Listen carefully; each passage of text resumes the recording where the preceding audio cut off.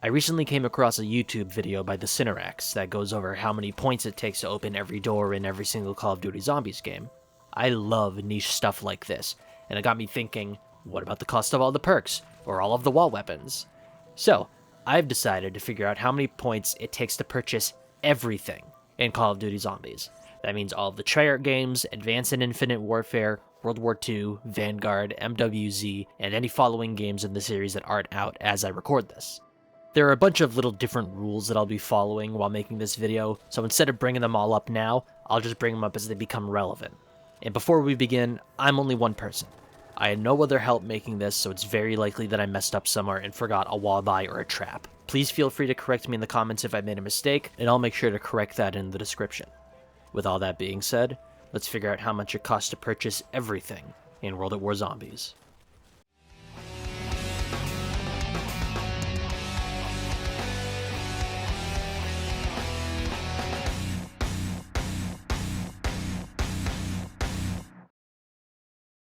Nacht is, unsurprisingly, a very cheap map. It only has 3 doors, each costing 1,000 points, and the mystery box costing 950 points. Since you're able to hit the mystery box as much as you want, I'm going to be implementing the first rule of the series. Anything that can be purchased an infinite number of times will only be counted a single time.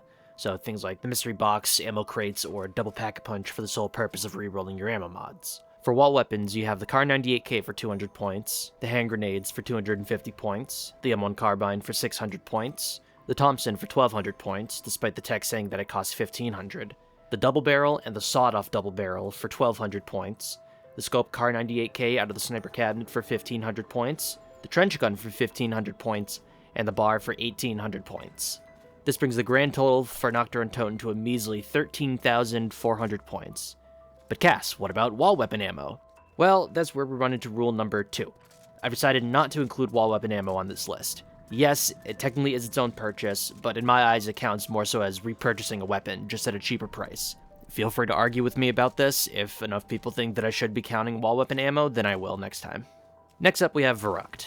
This overrun asylum has 6 doors costing 750 points and 3 costing 1,000, totaling 7,500 points, and the mystery box for 950. Wall weapons include the Springfield and the Kar 98K for 200 points, hand grenades for 250 points, the M1 Garand and the Gewehr for 600 points, the MP40 and bouncing Bettys for 1,000 points, the double barrel, sawed-off double barrel, Thompson and STG for 1,200 points, the trench gun for 1,500 points, and the bar with an unusable bipod for a staggering 2,500 points. And this is where we get to introduce rule number 3.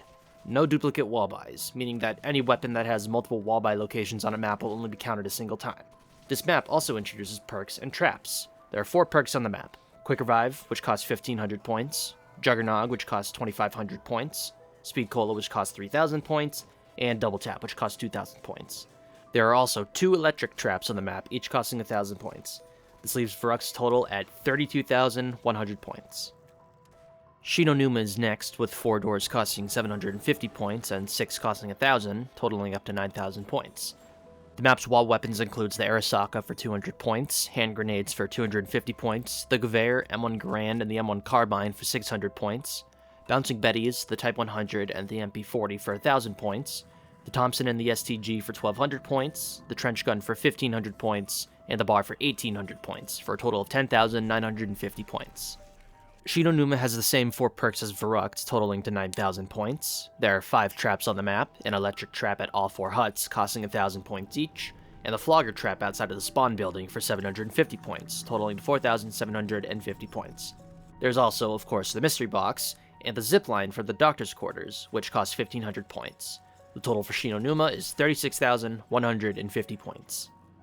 Finally, we have Reise, which has 5 doors costing 750 points, 2 doors costing 1,000 points, and 2 doors costing 1,250 points, for a total of 8,250 points. The wall weapons on this map are the Kar 98K for 200 points, hand grenades for 250 points, the Gewehr and the M1 carbine for 600 points, the Type 100, MP40, and bouncing Bettys for 1,000 points, the STG, Thompson, and double barrel shotgun for 1,200 points, the FG42 for 1,500 points, and the brand new Bowie knife for a whopping 3,000 points, bringing the total wall weapon cost for Reise to 14,250 points.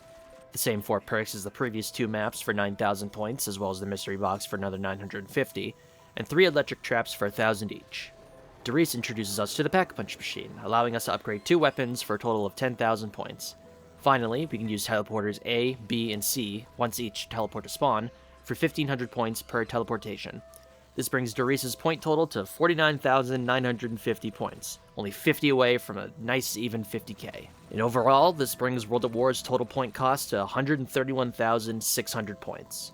Back in the day, this seemed like an insane amount of points to have, but nowadays that wouldn't even be enough to triple Pack-a-Punch 3 weapons in Black Ops 7. And there you have it, the total cost of all 4 Zombies maps in World at War. I really hope you all enjoyed this video. I plan on making this sort of video for each and every Zombies game, so stay tuned to the next video where I'll be going over the total cost of everything in Black Ops 1 Zombies.